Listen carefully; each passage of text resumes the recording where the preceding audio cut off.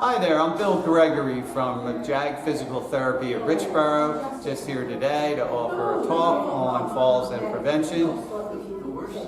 And I'm Kathleen, also from JAG Physical Therapy, and we're going to talk about what you can do to reduce your risk for falls.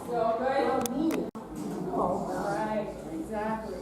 And I'll just talk about that for a moment. More than half of all falls happen at home. Limiting your activity out of fear can actually lead to muscle weakness and atrophy and further decline in balance. True. All right, true or false? If I limit my physical activity, I won't fall. False. False, yes. Sedentary behavior makes falls more likely. Regular age-appropriate exercise and physical activity is critical for maintaining strength, flexibility, and coordination needed for balance.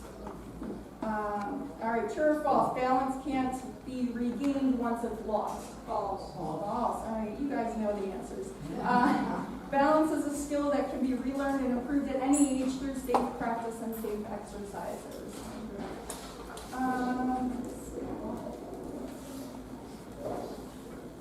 All right, the biggest things you can do to prevent a fall.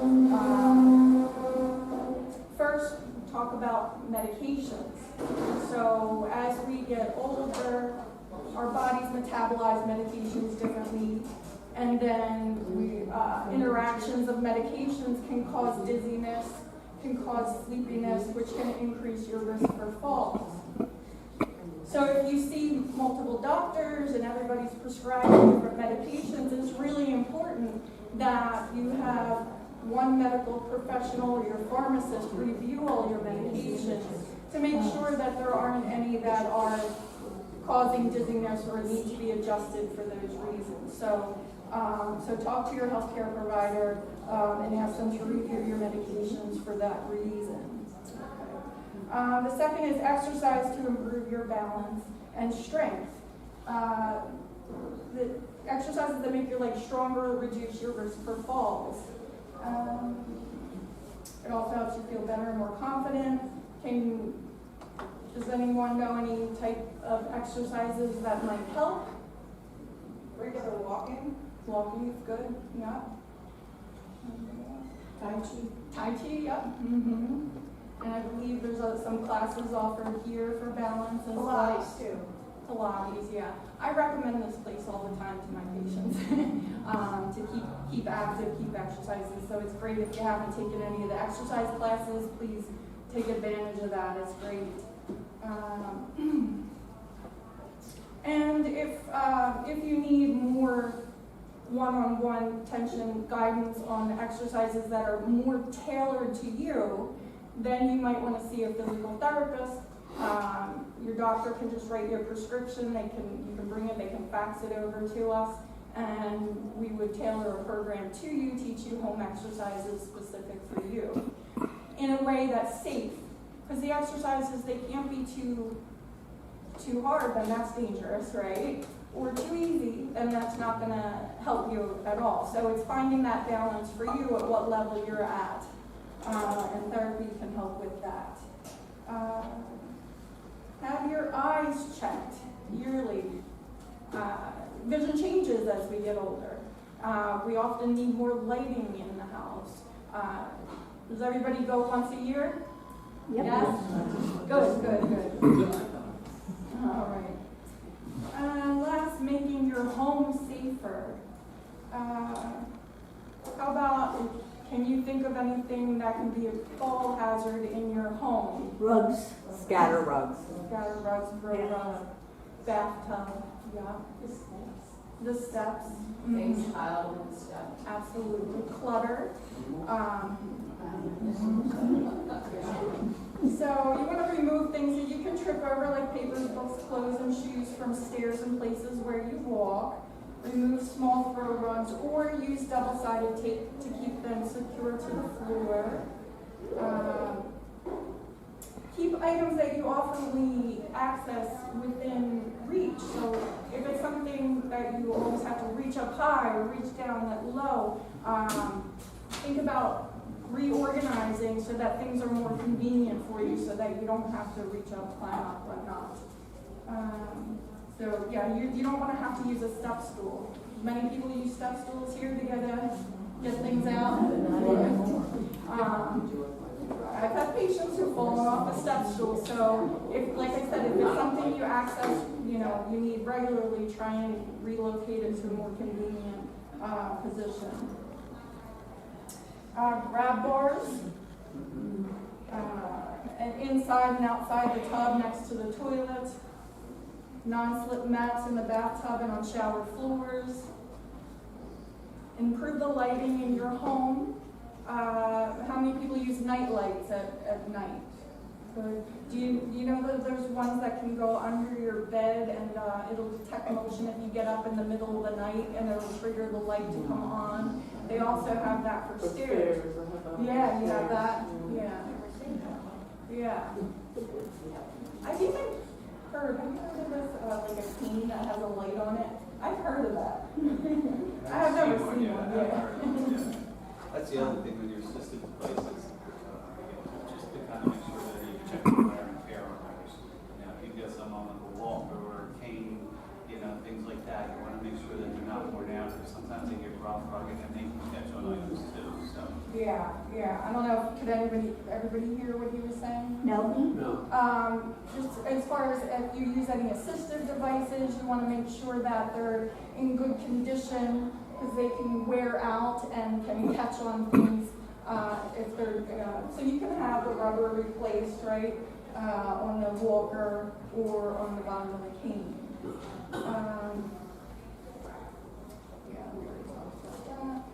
Yeah, we need more light as we get older. Good fitting shoes, slippers, not a great idea. Anything that's not secure to your foot.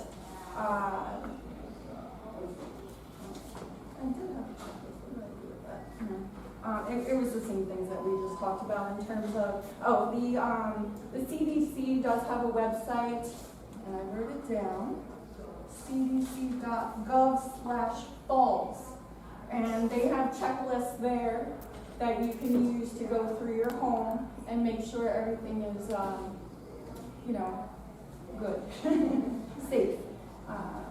So yeah, there's lots of resources on the CDC website. They have a program called Steady, and the Steady, if I have it here, it's basically to prevent falls in the elderly. Okay. Anything on this? No questions. You might have to go around. Yeah. Are you going to show us how to get up if the fall occurs? That's where I came. To get up from a fall? Yep. Okay. You're not hurt badly, but sometimes there's, because I never could get up well when I was skiing, so I want to know now what is the appropriate way to do it when you're on the ground. Yeah, I mean, and it also depends on your mobility, how strong you are, if you can get up from the floor. But I would suggest if you can get close to either a chair that you can push off of, or the steps, and you can kind of bump your bottom up on the steps and help pull yourself up, rather than necessarily trying to get straight up from the floor. Does that make sense? Does that answer your question? So, get to your side, get on your knees if you can. I'm trying to figure out the mechanism. You can demonstrate with the chair. The thing is, what she's trying to say is, depending like the type of fall, what you have, your current mobility, your current alertness, because if you have a fall, there's a lot of things that can go on. Your head might be messed up, and the last thing you want to do is try to get up yourself. If you're not right, you stand up and you drop again because you have some other issues. So you just first want to make sure that you're stable, safe, you have yourself together. If there's someone around, you want to have assistance and help, and you want to get, up into it. Like you said, you would definitely go to a sideline. She can show you with the chair, and this is what we do with people at home. But you want to make sure that it's a firm surface, because if you have something that can tip and you're really leaning on it, that's going to be a problem. So you're, I don't know, you say you're here, right? Try to push up, yeah. Right. And just scoot your way over to the chair or the stairs, and then you can help pull yourself Kind of like up hands and that way. knees, and you go to, and then you come up that way. And normally when you're hurt or injured, you're going to do that out of survival. We need to know to do that, and you're just not going to do a push-up and pop up. Our No. body naturally does that. The same thing like when our backs hurt. We all move the proper way because, typically when we get out of the seat, most of us just kind of do this and come up. This is really bad posture. We should be, but when we're hurt, we all kind of come out and do this because we don't want to bend over. So, something to think about when you get out of the chair every time is come to the edge first. No more time, less energy, less stress on the back, and then we come straight up using it like that. We stagger our feet versus, especially if we have some balance issues and we get our head out over our toes, we get here and that can be a problem.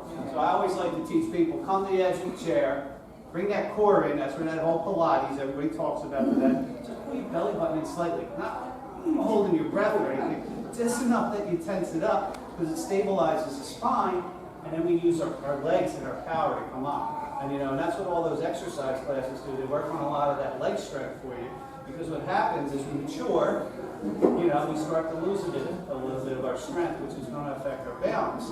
So, and some of us are, the older guys are stronger, women, but then you still have to work on your balance too, and that comes into play. The one-legged stand, just holding on to a firm object or the countertop at home, and just like bending and then just see if you can let go and see if you can hold it for 3 to 5 seconds and kind of work on that. Are all good activities to do. It's a full circle. It's just not strength, it's just not balance.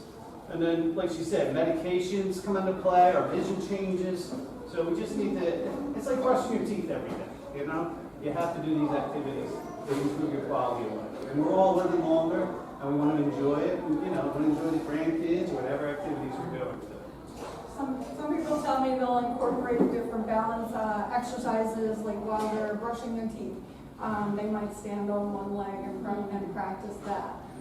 Or if they're waiting in line. Even the simplest one you can do is just standing with your feet together. You have to balance more. Like this gives you more of a base of support, more stability, and that's why you might see people walking with that wide base of support. So yeah, even just that might be challenging enough. Or standing staggered feet like this, that's a little more challenging, and then this is even more challenging. So if the balance exercise is way too easy, it's not going to improve your balance. It'll help maintain it, which is good. So yeah, one of the things we look at is the strength, like how easily you can get out of the chair, and how long it takes you. Like there's one test called the 5 times sit to stand test.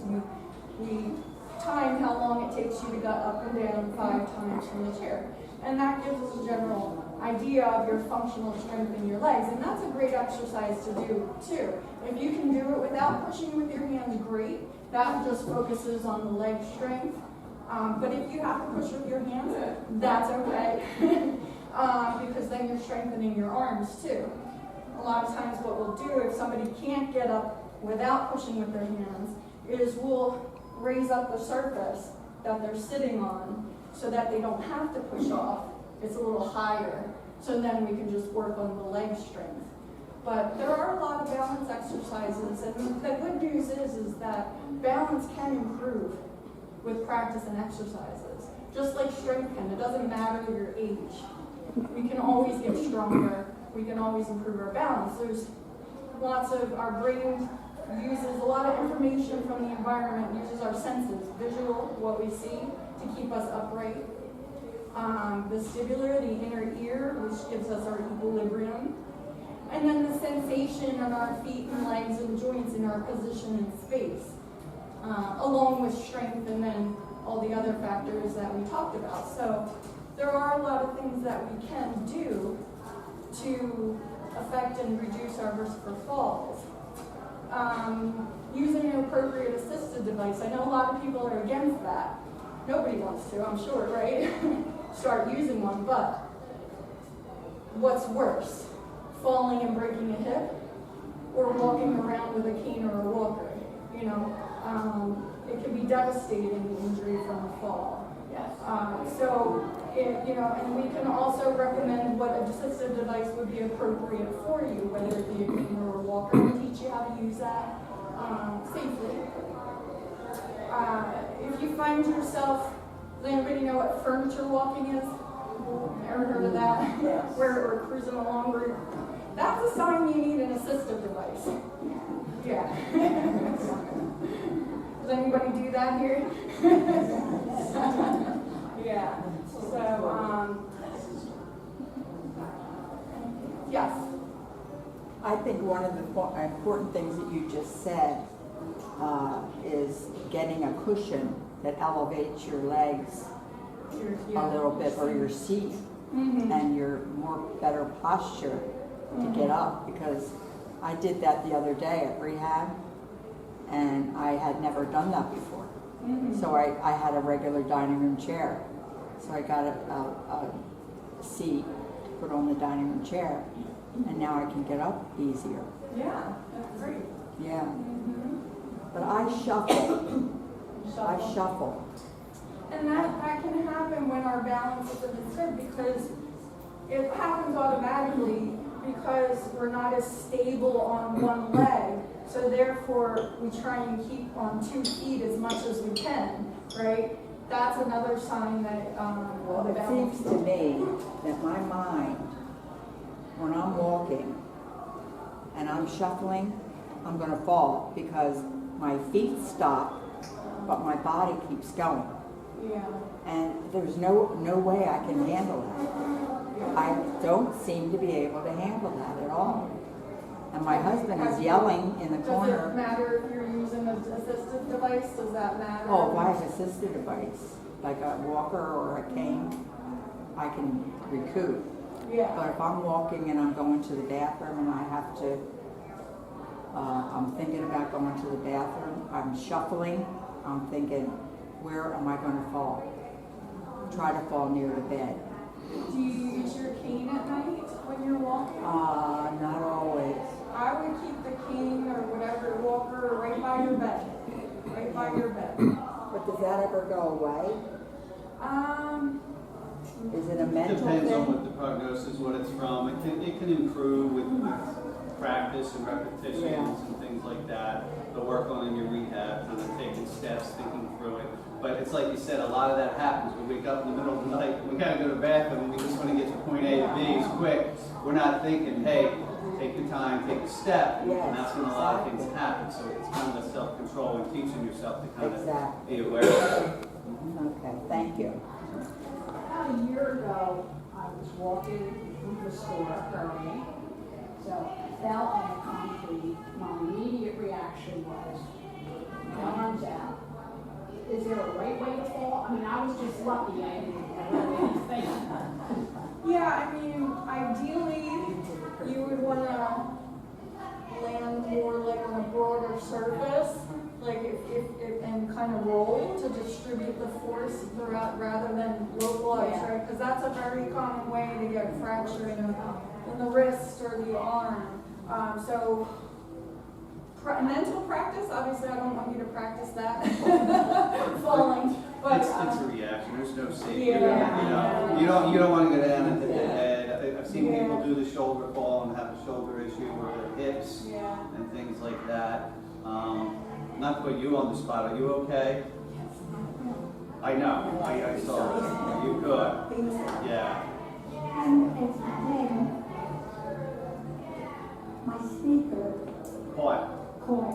Can you move forward? And I know when I walk, because I do fall, I know when I walk, I'm going to keep up. And I know that. But I was coming to this class. And It happens, those catch. And she was a fall that she got her hands out for. I mean, not strong enough to up her body, she still hit her chin. Yeah, you fell on your arms, and that's it. Okay, yeah. Well, thank God you're okay. You know, you're gonna be banged up, a little sore, but you know. well, I always say I never really hurt myself because I'm so short I'm partial. Yeah, there you go, there you go. And that brings up a point, because that's a lot of falls that I see, because, you know, the last fall I had was a guy who was in his mid-70s, was a golfer, and tried to take the shortcut over the rope, and he caught his toe, and he went down, fractured his hip, shoulder issue. But, you know, a lot of these things, the toe just catches, you know. So, you know, one of the exercises I always tell people, we get a lot of good push off because, you know, we push off a lot. But one of the exercises is just like stand at a counter and you toe tap, or even if you're sitting, you toe tap. And that works what we call these anterior tibials, the muscles in the front, that kind of help us to pull up our foot like that. Well, I did physical therapy, Mm-hmm. so. You work on that. Yep. Yeah, I just wanted to share that. Like, so that's a good one. So you do the foot, and then you also do the one where you just do, you know, you do this about 10, 15 times, a couple times a day, or if you're sitting or you're standing, because that helps you get that foot higher too.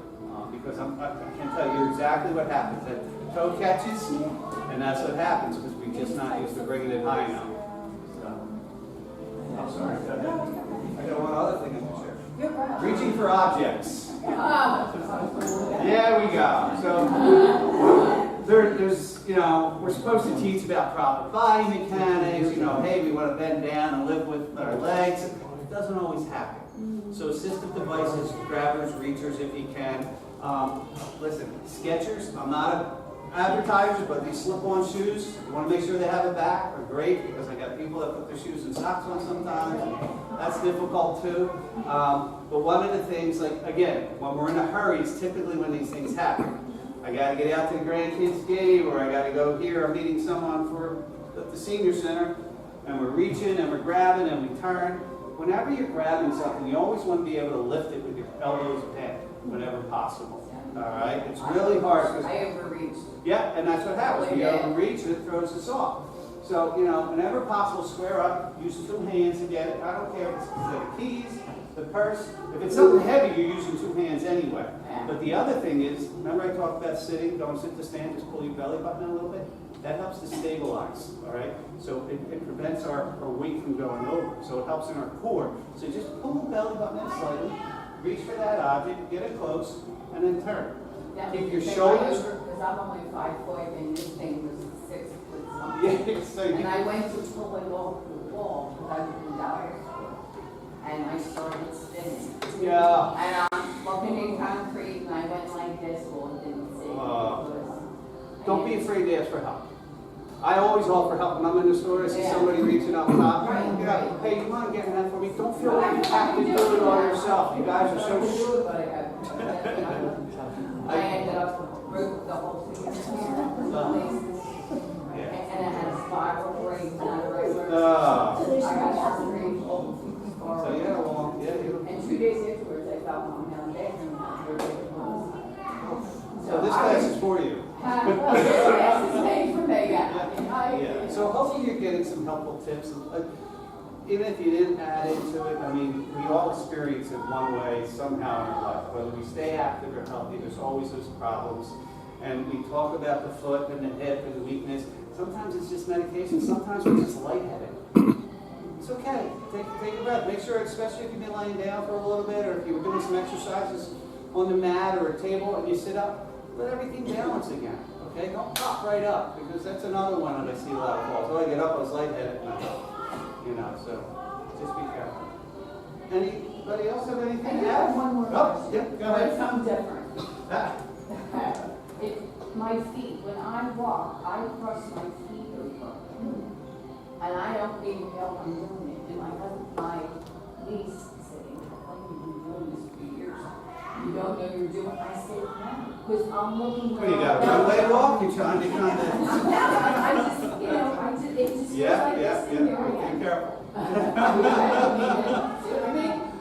Yeah. Doing the Irish jig.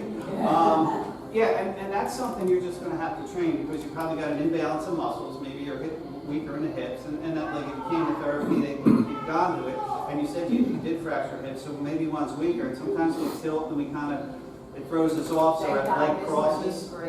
Yeah. Yeah, so, you know, it's just a thing. And you practice. You find a line like this, and you just practice. You walk it. You know, you're keeping like that, and it's not crossing over. And do it by a wall or something that's stable. So if you do lose your balance, you're good. I'm going to try this. Have a leg here. That's you. Yeah, just think of it. I have this, was watching something online, and they said you should wear flatter shoes, like the shoes today have raise your heel. They say you should not get shoes with raised heel. You're better off having your foot flat on the floor, like I see some of these. Like your shoe is flat on the floor, they said that helps. One of your sneakers, it's open to you. Yeah, the elevated heel. Like pushing forward, and that's not a good thing. Yeah, like if it's like a high heel type, if some of those shoes get you tilt like that, runners sometimes get different level of what they want in their shoes because it helps with their push off and things like that, mechanics. But if we're talking straight comfort, yeah, you just want kind of a normal foot sole on that. Do they come cushioned? Yeah, you got a lot of people selling a cushion, and listen, I like them, but you got to realize they're just kind of for like normal walking, because as they elevate you with that cushion, it also changes your balance too. So yeah, so that you have to be cautious of that. Typically, I find for shoes, I like the ones that are kind of a medium sole, a wider toe box, and things like that, because it gives you a better base of support. Yeah. Also, I got a new toilet that's a little higher than the old toilet, and when we were just on vacation and the rooming house had a low toilet, you feel like to get down there, it's still there, whatever, then to get up, it's harder to get up. So the new toilets are like maybe 3 inches higher, and it's wonderful. And it's kind of Yeah. Yep. Got one in the back. I have neuropathy in both feet, so I feel like I'm walking on marbles all the time. Is there, I just need to do the balance stuff that you're talking about. I've been to balance therapy up in Doylestown. Okay. And then I've actually the exercises to do with the house. But there's really, they don't know if I'll get my feeling back. It only happened 2 years ago. Yeah. It's a tough thing, the neuropathy, and what it's coming from. And I didn't even play marbles. Yeah. There you go. But the thing is with that, some people get relief with the TENS unit, and then there's things out there that you can see all over the internet, but there's really no specific cure for it. They'll try medications to help with your nerve irritation and things like that. But you definitely want to continue those balance exercises, and you also want to work the intrinsics of the foot. And I know you have the pins and needles, but you kind of have to look at it, and even just the toe scrunches with the towel, or trying to pick up marbles. Yeah, it's hard. And I always have to, when I put on shoes, I have to bend my toes To back. make sure that they're, Because they're all curled. Yeah. But I have too much, they think it was called, I just have too much protein in my blood. Yeah, And that's a cause for it too. too There's many, a lot of causes out there that Red happen. blood cells in my bone marrow. I am on Brukinza, but doctor said, I don't know if you'll ever get your feeling back, and that's really annoying. Yeah, it's tough. Because I do anything to walk barefoot. Yeah. Well, it's just not that. Think about it like as it progresses. I've dealt with this with patients. It's like you're independent and you get driving. There's foot control with pedals and things too. I know, my driving's okay. I can good. see, he says, as long as it's still good. As long as you're tingling, you're good. Yeah, If you're numb, that's you're it. not. We gotta take the piece. Anybody else? That's it? Alright. Well, thank you all for coming. Listen, we are local. If you have any questions, you don't have to, you can come to therapy just for fall prevention. It's okay. You tell your doctor, hey, I feel unsafe, or I just want to get a checkup. We're not going to keep you there forever. We're going to get you independent as possible. So if anybody has any questions or wants to do that, that's fine. Yeah, I have a question. Yes. Do you need a doctor's prescription to get therapy? Typically, yes. Yeah. Depends on your insurances and things like that today.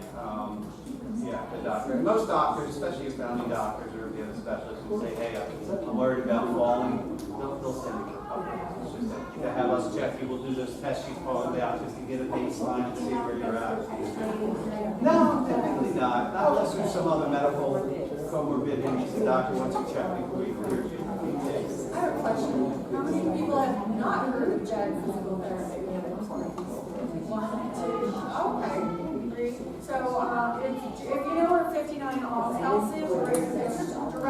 across the street, almost right next to the car wash. Yep, right next to the car wash. Yeah, the car wash, yes.